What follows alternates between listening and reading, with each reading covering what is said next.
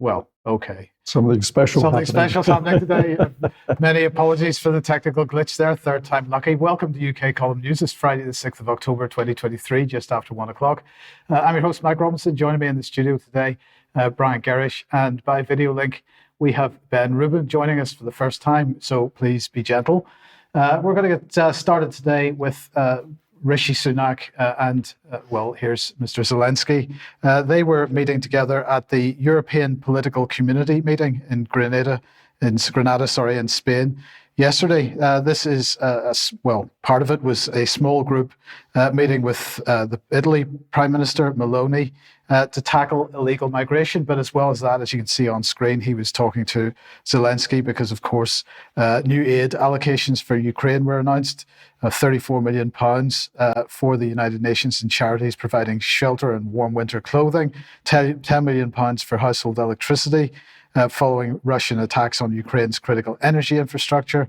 And then the fourth, you went ready for it, loan guarantee, Brian, of $500 million has been dispersed via the World Bank to make sure that the government of Ukraine can provide life-saving winter support payments to 3 million households in Ukraine. So basically, we are funding the Ukrainian government at the moment. Completely, and certainly in American press, it's freely admitted now that it's the American state payer that is allowing the whole of the Ukrainian state to function, because without the American money, they couldn't be paying daily salaries of public servants, and they certainly couldn't be. Ukraine couldn't be functioning as a country without that American money.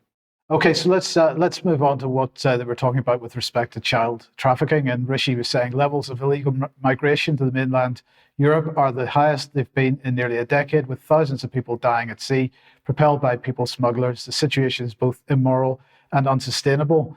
These issues transcend national borders and require creative Europe-wide solutions. So we're going to get back into Europe to solve this problem. And that's why I'll be discussing with my fellow leaders at the European Political Community Summit in Spain. And of course, that was yesterday.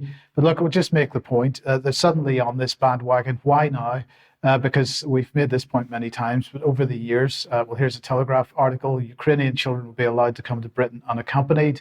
But for example, children coming unaccompanied to the UK over the years have gone missing out of the care and the asylum seeking system very, very quickly.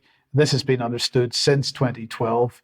And it's not something that, it shouldn't be something that Rishi feels the need to gain political points for this particular moment in time. It's something that's been going on for many, many years. And of course, big profits being made as a result. So I'm a little bit skeptical about the sincerity of Rishi Sunak on this issue. Well, I can't say I find him sincere at all, Mike, but the other thing we will keep stressing to our audience is that if we look at worldwide migration, this is something that was planned. And Peter Sutherland, the former official for migration in the UN, made the statement that more mass migration was necessary to break down the homogeneity of nation states. And he was particularly talking about Europe, but of course we're seeing it happening worldwide. This is not an accident.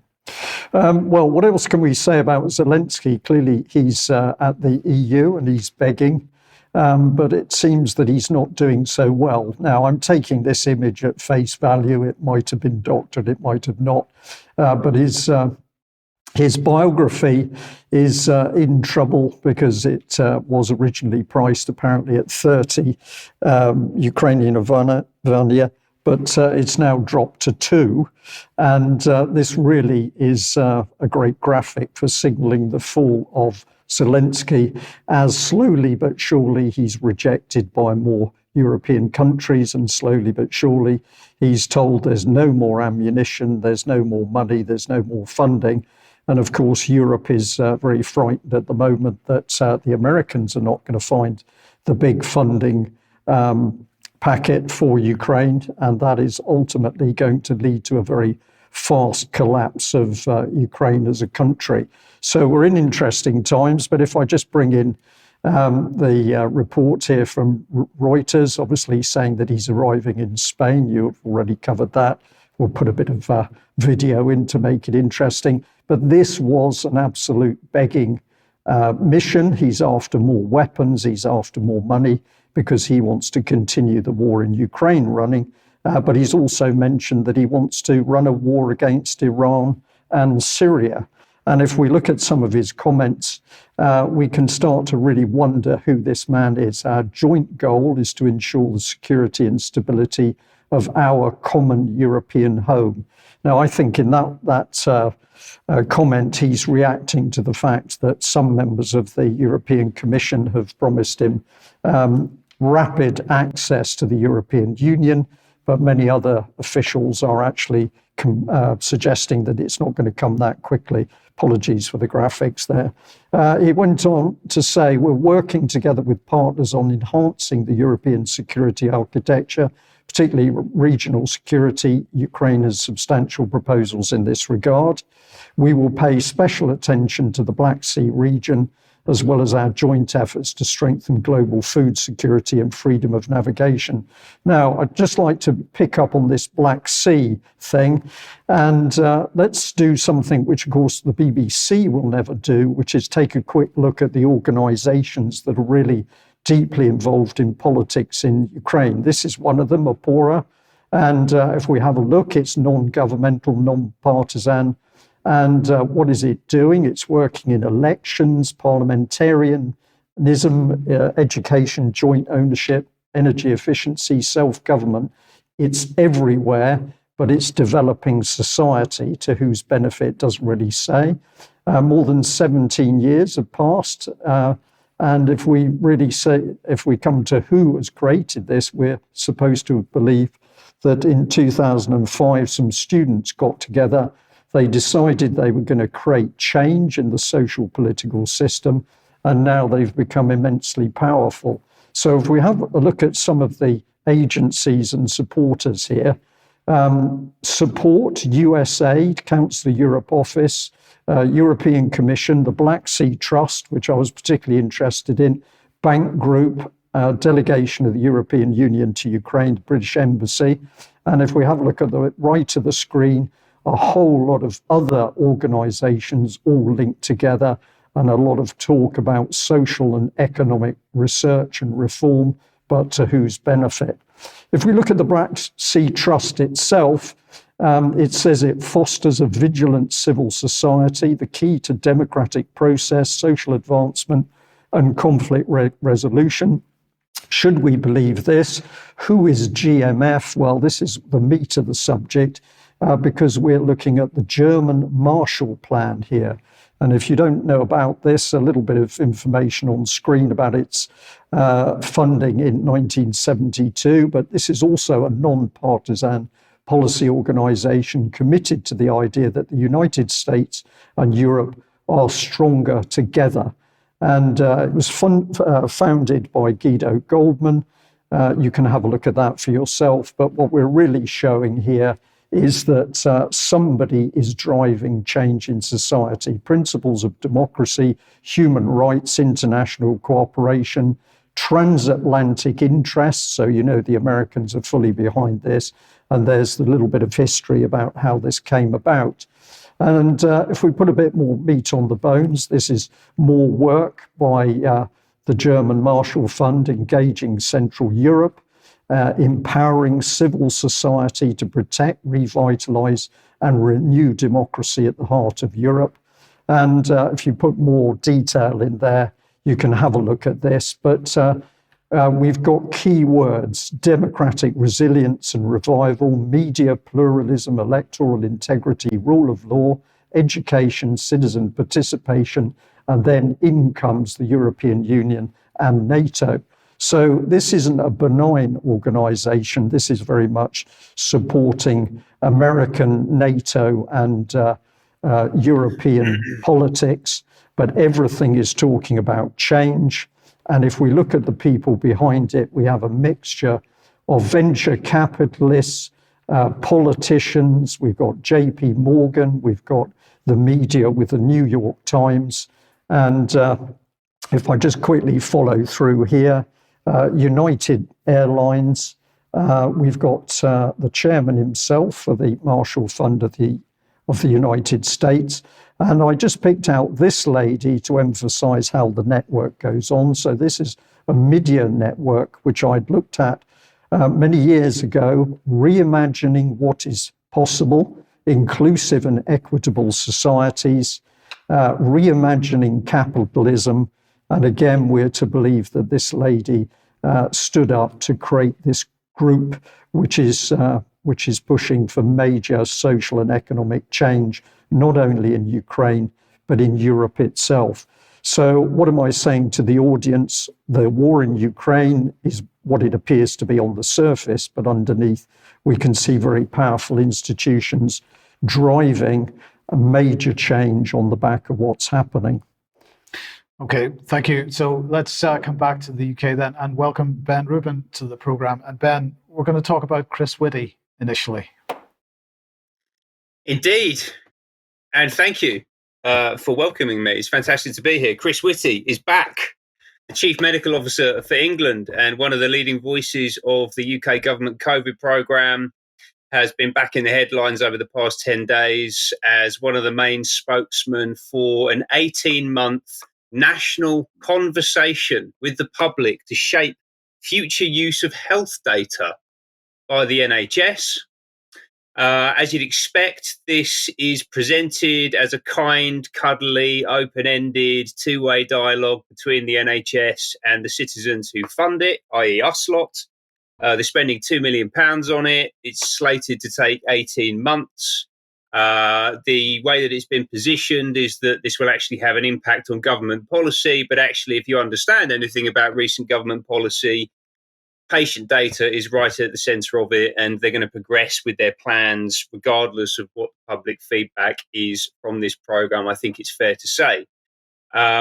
Sharing our most sensitive data is a prerequisite of all of the existing NHS strategies for service delivery over the next decade. Yeah, it's absolutely embedded into everything.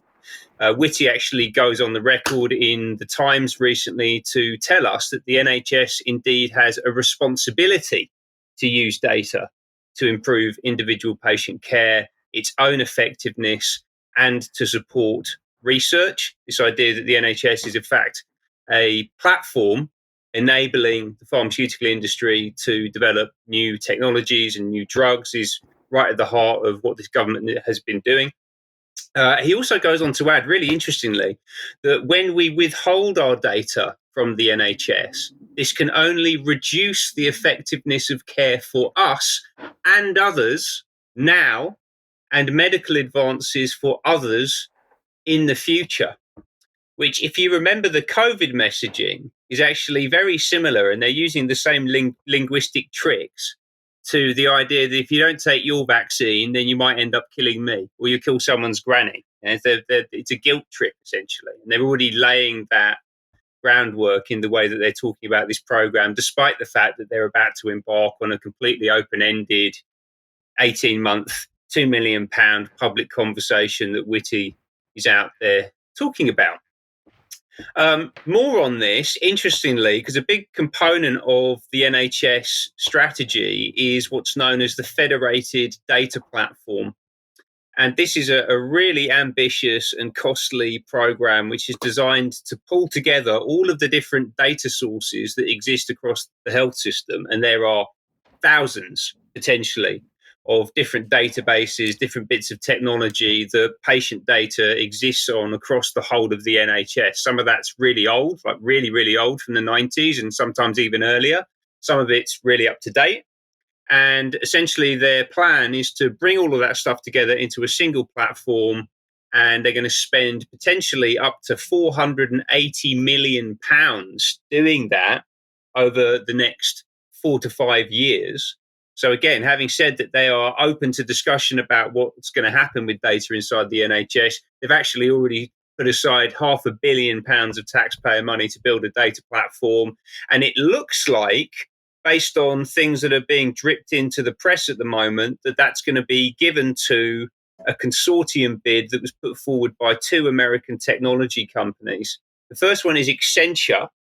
And Accenture formerly known as Anderson Consulting, for those of you who remember Arthur Anderson, which collapsed in the Enron scandal in the early 2000s. So Accenture is actually a rebadged, rebranded name for Anderson Consulting. And it's still a major provider of UK government services. And it's also, interestingly, a strategic partner to the World Economic Forum. And they're in the driving seat to pick up the development of a new data platform. And obviously, that's fantastic for the UK government, because the life sciences vision from 2021, of which a single integrated data platform is a core component, is itself a World Economic Forum aligned document. It uses the term Build Back Better on its cover, and also in the opening statement signed by Boris Johnson, who, as we probably all remember, was the UK Prime Minister at the time. So Accenture, being a WEF strategic partner, helping the UK government to implement a WEF-aligned healthcare strategy, makes a lot of sense for them to do that. The other company, I mentioned there are two companies involved in this, the first being Accenture. The second is called Palantir, which you may well have heard of. They are talked about quite a lot, and they are an extremely interesting and shadowy organization. First of all, the name is the company's named after the magical object, this kind of sphere, this orb, that was used in Lord of the Rings by Saruman, which allowed him to peer into the minds and the visions of other people, which I think in itself, given what this company's into, is a particularly interesting choice of name for them to make. Beyond that, it was founded by the founder of PayPal and the first outside investor in Facebook, this gentleman here called Peter Thiel. And he started Palantir in 2003, and it was actually initially funded by a CIA-controlled investment fund called InQtel. Yeah, so this is actually backed up by US intelligence agency money at its inception. And it now works with a whole slew of different private sector organizations, people like Amazon, IBM, a lot of companies that are also World Economic Forum strategic partners. Palantir is working with them. And it continues to work with government clients like the Center for Disease Control in the US, also the US military, the US intelligence agencies. Its technology has been used to coordinate drone strikes, for example. So just the type of people that you want operating inside the health system. And in fact, Palantir was originally introduced into the UK government by a former head of MI6, so a chap called Sir John Sawyers, in 2019, while Palantir was touting for new business inside the health system, made the introduction to the Cabinet Office and facilitated Palantir's entry into the NHS. In 2020, they very famously sealed a deal to support the UK's COVID vaccine rollout over £60 watermelon cocktails, so very expensive watermelon cocktails, and doing so without a competitive tender. And they seem to be doing this a lot. They have almost unfettered access to some of the most complicated and high-value questions that are being posed by the British health system. They're making a huge amount of money from it. So the CEO, Alexander Karp, back in 2020, so that first year that they started working with the NHS, he was actually the highest paid chief executive on earth. He was paid $1.1 billion in compensation. This is a man who is now circling around the UK health system, our publicly funded health service, a man who earned in that year $1.1 billion personally. Absolutely remarkable. They've done an exceptionally good job, if you think of it in that sense. Like, if you want to open up a market inside the health system, one of the best ways to do that, one of the most established ways to do that, is to hire people from the health system to come and work with you. So they had a woman called Indra Joshi, who was the former head of artificial intelligence at NHSX. NHSX was the UK Digital Innovation Lab, which has been disbanded now and consumed by, firstly, NHS Digital, which was then itself consumed into NHS England. There's a whole bunch of really complicated operating model and kind of bureaucratic developments that have gone on inside the NHS over the past few years. I think a lot of that is probably done on purpose to make it difficult for people like us to talk about it and to keep track of what these people are doing and where they're going to. But Indra Joshi, former head of AI at NHSX, was hired by Palantir and is now working on the development of the NHS as a strategic client for Palantir. And they have continued to sign a succession of increasingly valuable deals with the NHS. And they are doing it in a way that is largely uncontested. And as I understand it from my contacts inside the health system, there are a whole bunch of things being done by bureaucrats to make it really difficult for people to even compete with Palantir. For example, someone I know who runs an independent technology company put in a competitive bid against Palantir, and then all of a sudden they were told that they needed to have £20 million cash in the bank in order to be considered for the contract, which was not in the original briefing document. So someone inside the health service is extremely interested in embedding Palantir into operations and building what they describe as the future operating system for how healthcare is delivered in this country. Ben, thank you very much for that. One of the things in my head was, as you were talking about the companies merging into our health system via the NHS. Of course, we could say it's fascism in a way, but it's deeper than that, because we've got intelligence services. We've effectively got the security services tied up in corporations coming in as one organisation. And most of the public clearly totally unaware this is happening. Yes. Thank you for that report. Okay, let's move on to censorship then. And well, it's that time of year again, and the UK column is once again being approached by NewsGuard for comment about our shockingly bad reporting and articles that are all completely false. And so we have to, they're expecting us to respond to their questions. Which of course we're not going to do. Now, what are NewsGuard? Well, they're part of the disinformation industrial complex. They're there to try to develop or decide who is trustworthy source and who is not. So if we just bring this back on screen again for a second, they are saying they're transparent. They're providing transparent, accountable trust ratings for thousands of news outlets.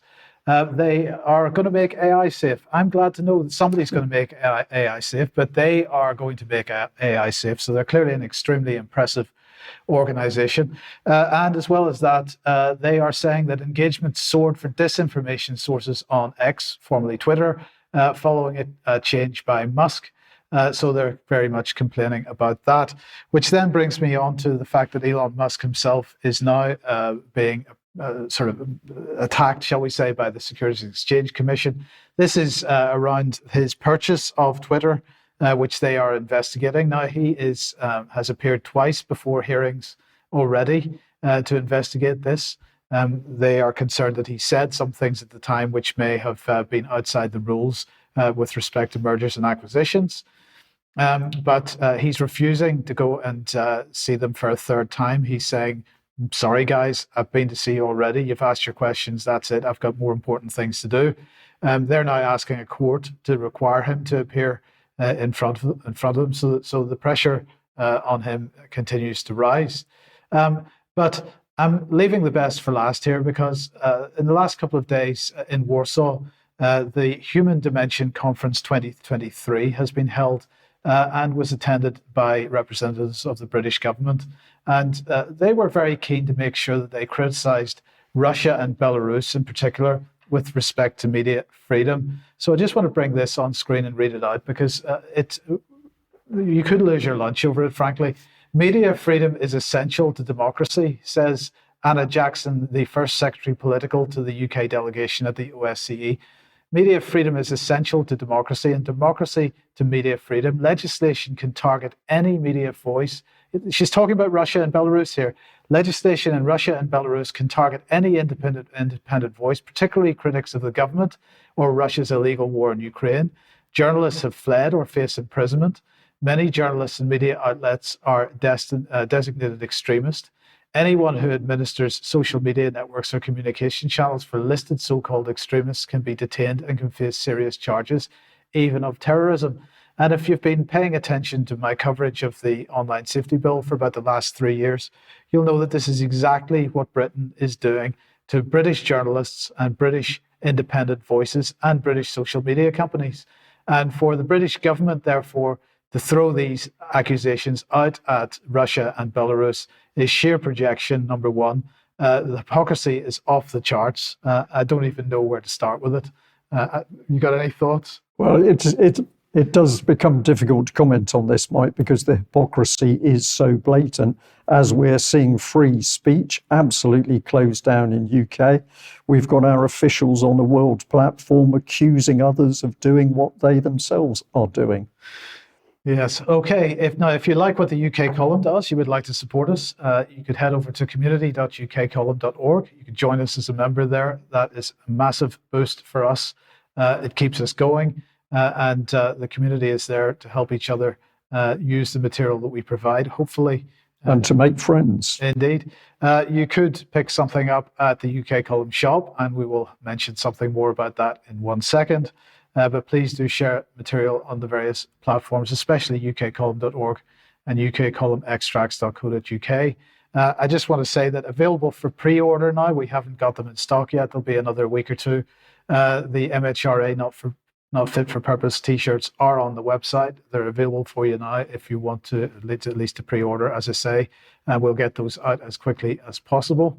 And then I just want to mention a symposium that's taking place on Tuesday, the 17th of October at ukcolumn.org/live. It'll begin at 7 p.m. on Tuesday, the 17th of October. This is on 5G. And so let's just have a look at who is going to be speaking at that. We have Igor Belyev, who's professor, head of Department of Radiobiology, Cancer Research Institute in the Slovak Academy of Science in Slovakia. We have Leonard Hardell, oncologist and epidemiologist, former professor at Örebro University Hospital. We have Klaus Buchner, former professor at Technical University Munich, former member of the European Parliament. We have Frank Clegg, CEO of Canadians for Safe Technology, former president of Microsoft Canada, member of the board of directors of the Environmental Health Trust. Ivan Vilibor Sinčić, member of the European Parliament from Croatia, and Monica Nielsen, who's helping organize this, director of the Swedish Radiation Protection Foundation in Sweden.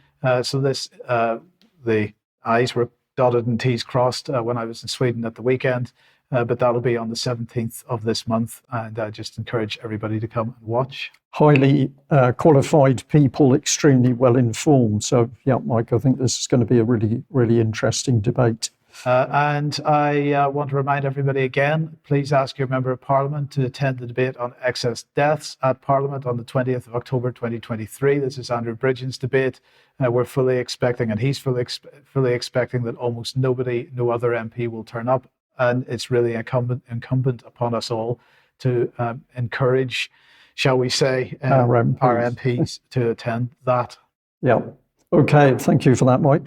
A little bit of comment on some emails. Switzerland is still very much an in topic, and I've had an email from Mark who says, following the segment at last Wednesday's news concerning the Swiss justice system, he had read this article in a local Swiss newspaper today. So Mark lives in Switzerland himself, and it's about a Confederation employee who contested his dismissal. He was dismissed by the Federal Administrative Court. That challenge to the dismissal was dismissed by the Federal Administrative Court. He'd criticised Bern's anti-COVID measures on LinkedIn and targeted his colleagues apparently in insulting and misogynistic tweets. Alerted his superiors, fired him with immediate effect. But the administrative court rules that his duty of loyalty took precedence over his freedom of expression. And so this is another short email telling us that all is not well in Switzerland, and you're certainly not going to be speaking out about what's happening.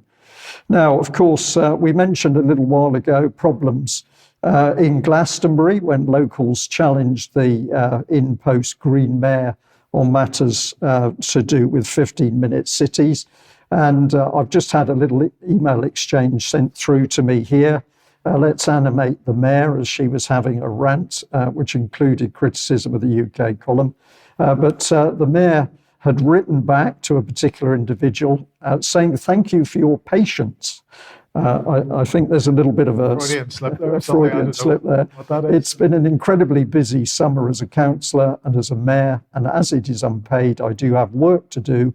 Your conversations are interesting and I will find time to engage, but they are not of Glastonbury importance. Unlike, say, pharmacies closing, mental health supporter housing, so please, I will answer in my own time. And the individual got back to the mayor and said, "I was under the impression that the Glastonbury Green Council had issued a climate emergency and was helping implement and voice the net zero agenda on the community. This seems pretty pressing to me and worthy of challenging." And they go on to say, "I'm curious and concerned due to your apparent readiness to use stigmatizing and divisive language with anyone with differing political views to your own. As you may be aware, these comments could have a devastating effect on anybody already mentally challenged.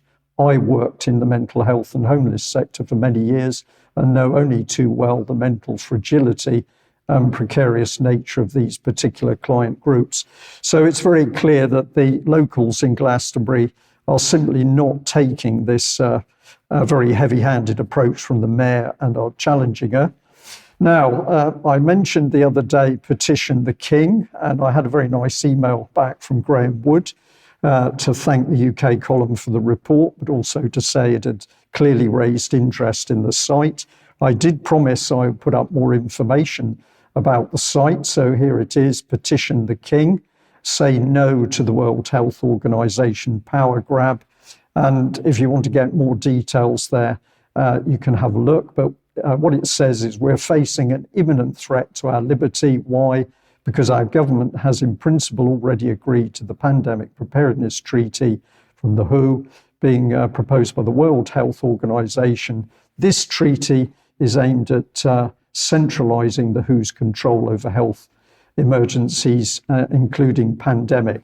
So there's a lot more detail. I think this is a really good initiative, getting people to go to the King direct to say we're not happy. And the cards mean that this can all be done in a very measured and simple way. So do go and have a look at that website and see what you think.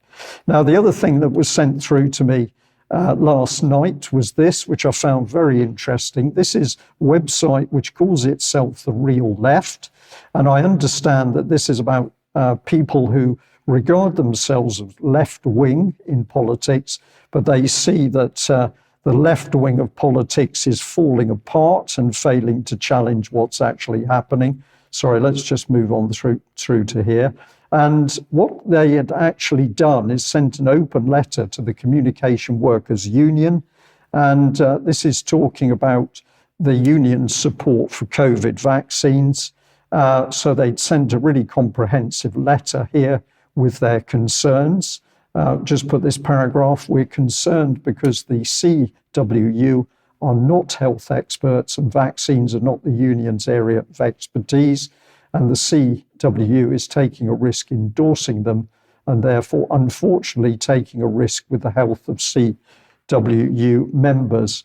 And there was a little embedded headline here saying that we believe CWU's endorsement of these experimental vaccines could be interpreted as conflicting with the following CWU health and safety policy. So they're clearly taking them to task. I'm going to skip through this, but it's a little animated clip to show that the letter is extremely comprehensive and they've included a lot of references with information. Yellow card getting a mention here, UK CV family, but it goes on and gives a lot of information and resources to support what they're saying. So you might have a look at that, but interesting to see people who regard themselves as left-wing now stepping forward to challenge this agenda as well. Okay, let's move on to Lord Finkelstein. Here he is. He was speaking following the Tory party conference a couple of days ago, and he was talking about the need for the Conservative Party to appeal to a broad base, not to a fringe. He was being asked about the types of policies that the Tory party was sort of attaching itself to. And he said, we can't, this is a paraphrase, it's not, I can't remember the exact words he used, but he said, we can't promote outright conspiracy theories. He certainly used that phrase, outright conspiracy theories, such as 15-minute cities. So I just wanted to make the point to Lord Finkelstein, of course, 15-minute cities are not a conspiracy theory. There are many, many organizations, for example, this one, the International Workplace Group, talking about it, the 15-minute city, why it's a good thing. There are many, many serious organizations campaigning, proposing this idea, and including many of the internationalist organizations like the Global Parliament for Mayors and other cities, C40 cities, and these types of organizations. So just to give an impression of how the policies that we've been seeing rolled out in the UK and particularly in Wales are internationalist in nature. Here is the report from NL Times, Netherlands Times, saying that Amsterdam is now preparing to lower the speed limit across the city to 30 kilometres an hour. So that's equivalent to 20 miles an hour speed limit. So Wales, of course, the pilot for that in the UK. We've got 20-mile-an-hour zones in many of our towns and cities now, but on a kind of limited basis. But this is a citywide blanket equivalent to 20-mile-an-hour zone in Amsterdam. Now let's move on to James Kuriaki in the United Nations, and he was talking about Sustainable Development Goals. He was saying this couple of days ago, as the Secretary General emphasised, that the SDG Summit Political Declaration provides a 7-year roadmap. We must target our policies and investments on enabling accelerated progress across the goals, because accelerationism is at the heart of all this.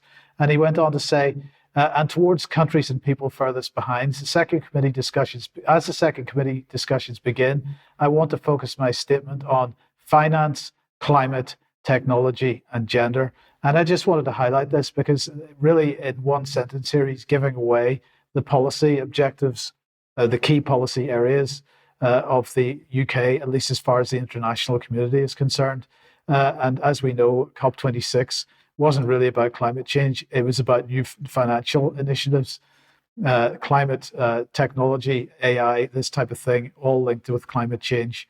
And gender, of course, is the big issue that's being exported to every part of the world, because that seems to be what the rules-based international order is all about. Indeed. So let's focus in a bit on some of the key strategic policies of the rules-based international order, because these are really the areas that we feel we should focus on, and also the audience should be watching very carefully. Climate change is a lead now, with the net zero driving so many policies in UK and worldwide. What's it about? It's about fear and control of the nations. We've also got the big pharma agenda, also about fear and control, but this time of our own bodies. We're not allowed to be ourselves. Our bodies are really being owned by these conglomerates. The money supply and control of money. Ultimately, that leads to total control of individuals. Total control, so important that we stay focused on what this is. A massive attack on the Constitution and the system of justice. And this is really nation states and their supporting institutions being destroyed. And the final one, behavioural change. And this is absolute control of our minds. And of course, the minds of our children, the terrors of 2023, where little girls and little boys are being told that they don't know what sex they are. So basically, these are the key policies. These are the policies needing exposure, and we should refuse to accept them at every opportunity. Now, I picked up on this report by Global Research. Is Trudeau selling out Canada to the World Economic Forum? Not only is the article good, but there's a little video clip, which we're just about to have a look at, which really sets the scene for how politicians are bought by these rules-based international order bodies, such as the World Economic Forum. And it demonstrates how politicians are then controlled and moulded in order to get the rules-based agenda and policies in place, dismissing any requirements of what the nation state itself needs. So let's have a look at this little video clip. Welcome back to Street Politics Canada. In August 2019, Trudeau's environment and climate change agenda, led by Minister Catherine McKenna at the time, made a controversial decision. They allocated nearly $500,000 of taxpayer money to the World Economic Forum, a private international organization. According to documents obtained through an order paper question, ECCC gave $493,937 to the WEF to produce a report making the economic case for their climate change agenda. Specifically, the stated goal of this funding was to enable the WEF to produce and disseminate a report that will establish the business and economic case for safeguarding nature. The report was aimed at senior decision-makers in governments and businesses who have the influence and ability to shift business as usual approach. This clearly showed that the intent was to influence policymakers and push their climate agenda, rather than produce an unbiased analysis. 6 months later, in February 2020, the WEF delivered the requested report. As one would expect given who funded it, the report unsurprisingly concluded things that supported the Liberals' positions. It sourced papers favoring a carbon tax and stated that what is required is bold policy ambition and decisive political leadership to signal that business as usual is no longer viable. Given that a carbon tax was a core part of the Liberals' climate plan, this aligned perfectly with their agenda. But some saw it as problematic that taxpayers' money was used to fund a private organization to produce a report advocating for the government's predetermined policy aims. It raised questions about whether this was an appropriate use of public money or just an exercise in propaganda. Additionally, despite being published in mid-2020 when the pandemic was already underway, the WEF report also took the opportunity to advocate for governments to use their fiscal recovery programs to reset the economy on more resilient, equitable, and sustainable terms. This furthered the narrative that climate action needed to be a central part of pandemic recovery plans. Just a few months later, Prime Minister Justin Trudeau walked straight into the WEF open arms. In December 2020, he announced a significant multi-year increase to Canada's carbon tax, raising it from $30 per ton to $170 per ton by 2030. This move aligned perfectly with the recommendations of the very report his government had paid $500,000 to produce. So a very informative little analysis in that clip. And of course, it shows us how the system works. So the politicians in the pockets of organizations such as the World Economic Forum to do their bidding. Let's have a little look at how President Putin viewed Trudeau and his in-house speaker. Абсолютно отвратительным выглядит то, что все аплодировали этому нацисту. И особенно президент Украины, в жилах которого течет еврейская кровь, еврей по национальности, стоит и аплодирует нацисту. Если спикер канадского парламента говорит о том, что во время Второй мировой войны этот канадско-украинский или украино-канадский нацист сражался против русских во время Второй мировой войны, он не может не понимать, что он сражался на стороне Гитлера, а не на стороне его собственной родины, Канады. Или был фашистским коллаборационистом. В любом случае сражался на стороне нацистских войск. Допустим, он этого не знает. Я ни в коем случае не хочу обидеть чувства канадского народа. Мы относимся к Канаде, несмотря ни на что, с уважением, особенно к людям. Но если он не знает, что во время войны против России сражался Гитлер и его приспешники, то он идиот.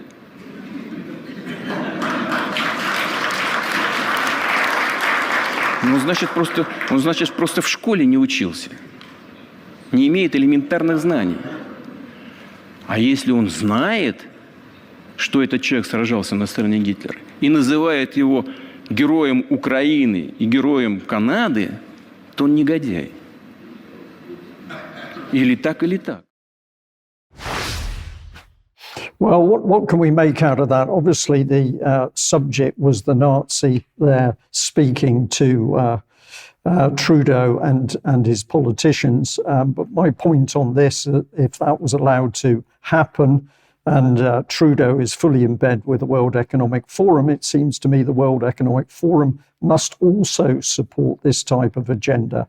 But of course, Trudeau threw the speaker under the bus, and Putin's reply there is to criticize the speaker and call him ignorant or a bee. And my feeling is that in reality, Putin was really referring to Trudeau himself. But of course, he couldn't use those words of Trudeau, and so he's used them of the speaker. But essentially, nation states no longer formulating their own policy, but being controlled behind the scenes, and they're capable of doing anything, including these horrific wars overseas. Okay, we're going to move on to Syria, and well, Vanessa no doubt will have more to say this when she joins us on Monday, but here's a little bit of video of graduation ceremony at the military officer school in Homs. This was yesterday. So they were obviously having their passing out ceremony. They're throwing their caps in the air and so on. Everybody was extremely happy. And a few seconds after this video was taken, the venue was attacked with drones. Now, their current figures are, what does that say, 89 dead, including 31 women and 5 children. In fact, since then, it's gone up to 6 children and 277 wounded. The Syrian government themselves responded immediately. They attacked Idlib and they attacked, of course, Jabhat al-Nusra was the main terrorist group, also known as Tahrir al-Sham. So this is what Vanessa was putting out yesterday. The drones that were used by terrorist groups today to attack the military graduates and families at Homs were launched by the terrorist groups in southern Idlib, northern Hama, but the hands of NATO member states, including Turkey, US, UK, facilitated the attack by proxy. They are the murderers of Syrian people since 2011. As I say, no doubt she'll have more on that. Some of the video that I've seen of it was absolutely harrowing, and we're not going to show that, but, you know, it's a disgraceful attack. I'll just add, and Zelensky has been stating quite openly that he believes that he should be allowed to attack Iran and Syria. So was this the first of the attacks for that new initiative? Question that needs to be asked. Okay, let's bring Ben back to the program. And Ben, what's going on with Birmingham City Council? So viewers may well remember, because it's quite fresh, it only happened a few weeks ago, that Birmingham City Council has collapsed, owing somewhere in the region of £750 million. Quite a remarkable situation, maybe a glimpse towards what a future Labour government could deliver for us. Who knows? There have been some interesting developments since then. They've had a technocratic ruler essentially imposed on them. There's this gentleman named Max Kohler, who has been sent up to Birmingham by Michael Gove, and he's taken over the council. He describes himself on his LinkedIn profile as a dormant volcano, which I quite like, actually. So I don't know, I might have to steal that at some point. And there has been quite a lot of angst about this, and a really interesting organisation has popped up, and there's a lady who works there who's the chief operating officer, who unfortunately her name escapes me, but I wanted to just reference the organisation itself because I think it's really, really interesting. Their profile has been increasing quite considerably. I'm just seeing them a lot more on LinkedIn in particular over the past few months, and they're called Democracy Next. And they are another one of these non-governmental, non-partisan organisations. And I think that they fit quite neatly into the NWO Constitution and Justice bucket, which Brian just went through a moment ago, actually. So one of these organisations that's basically designed to re-engineer our society. Essentially, that's what they're looking to do. And they talk about it in the context of democracy. Everything's very fluffy and touchy-feely, and the colours are nice, and they have these little illustrations that they use. But when you look at who backs them, it is the same people. Actually, if you just go back to the last slide, please, thank you. I jumped the gun with the illustrations reference. But if you look at who backs them, well, it's the Rockefeller Foundation. It's Open Society Foundation, which is George Soros. It's the National Endowment for Democracy, which is a US NGO which preoccupies itself with all the same things that the Rockefellers and the Open Society Foundation do. And then also another interesting organization called One Project, who again do similar things. There's not a lot of information about them available online, but I think that these are the names that are going to become more prevalent and more visible as this whole thing plays out. And as I was just touching on a moment ago, they have a plan, they have a theory to change our democratic institutions. Apparently, the current electoral paradigm is not good enough for them.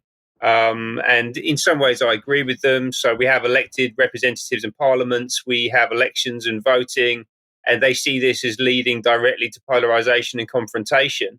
And they want to move to a new democratic paradigm, the next democratic paradigm, which is about citizen representatives and permanent citizens' assemblies, representation by lot, sortition.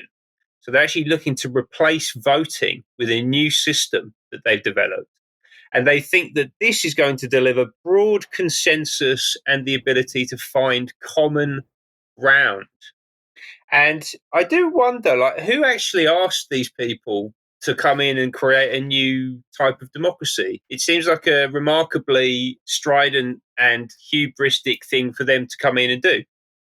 We don't know who they are. They're relatively new, and they're coming at this from this globalist and actually really with Democracy Next, this sort of pan-European worldview. So the founder is operating out of France, and they have these little cells of people all around continental Europe, and they seemed to be extremely well prepared to sweep into this situation surrounding Birmingham with a whole bunch of new prepackaged ideas in a way that I think is potentially quite suspicious. So I think we need to keep our eye on Democracy Next. Brilliant. Thank you, Ben. Thank you very much. Let's move on to facial recognition. And well, here is the wonderful MP for Croydon South. He's also Police, Crime and Fire Minister. And that's Chris Philp. He calls himself a serial entrepreneur. Well, he is a serial entrepreneur in the sense that he's failed a few times because he ran an organization called Clearstone Training and Recruitment Limited, which went bust. He ran the Next Big Thing charity, which went bust. But anyway, he's currently Minister for Policing, and he's talking about facial recognition. So he's very keen that the police are able to get access to all kinds of databases. So he said at the Policy Exchange a couple of days ago, I'm going to be asking police forces to search all of those databases, the Police National Database, which has custody images, but also other databases like the Passport database. And what struck me about this is that, one of the things that I've been arguing for quite a long time is that the Data Protection Act and the requirement to register under that Data Protection Act isn't really about maintaining some kind of standard about how our data is handled. It's about maintaining a register of where certain types of data can be found, so that if perhaps the police need to access that in the future, they can do so. But anyway, he's very keen that Passport database for facial recognition is handed to the police for live facial recognition purposes. And I just want to mention, no matter what you think about Big Brother Watch, and it may be also receiving money from some of the organizations that Ben was just talking about, but they are running this Stop Facial Recognition campaign, and there are some useful resources there if anybody wants to get involved in campaigning on this issue. And I strongly suspect that is an issue that needs to be absolutely campaigned upon. So anyway, moving on to the United States now, and Donald Trump. Now, he didn't actually say what we're just about to put on screen here, but it's more or less what he said. See you in court, buddy, because he has decided to finally, after many, many years, to sue Christopher Steele, the former MI6 officer who created the dossier, which resulted in the whole Russiagate investigation, which effectively made his presidency a busted flush, as it were. So this is going to bring a data protection claim against Christopher Steele and his business, Orbis Business Intelligence. And as I said, this has been running since 2017 now. And I just very briefly want to mention or to highlight this particular, these couple of graphics that we've shown many times. But these are the people that are behind or have been behind the Russiagate saga. Trump has, of course, always denied the claims that Steele has put forward, and I mean the dossier itself is now completely discredited. So this is going to be in the High Court in London on the 16th of October. It's going to be a 2-day hearing. People might want to go to that and sit in the public gallery. I suspect it's going to be very interesting. But if we just put that back on screen for a second, we should mention, of course, that many of these people, or some of these people, are the same people that were pretty much behind the Skripal affair as well, in the sense of the promotion of the narrative that Sergei Skripal was poisoned by something that could be wiped off our clothes with baby wipes, according to the chief medical officer of the time. What can we say? Just remember to end that, of course, the Steele dossier was funded partly by the Democratic National Congress and money from the Hillary Clinton 2016 presidential campaign. So it was dirty from the beginning. And as I said on those graphics, by putting the word former in inverted commas, I don't believe that necessarily any of these people are really out of the intelligence services. They've merely gone private, as it were. Yeah, they're still very much in the game. Yes. Okay, well, I think that brings us to the end of today's news. So a lot of information there, but the main point we're making is clearly we're not being governed by a normal government. We've got an alternative power of occupation, which is running the country, and policy is coming from these rules-based international order bodies such as the World Economic Forum. If you're asking what can we do about this, the answer is something. You must challenge your local council as to what they're doing. You must challenge your local MP. You must stand up and do something, and it's numbers ultimately that will make the difference. We will say thank you very much for joining us. Thank you to Ben Rubin. He will be here with us for extra time in a few minutes, so join us then. But to all our viewers and listeners worldwide, thank you very much for your support. We will be back at the same time on Monday. Thank you. Bye-bye. Bye-bye.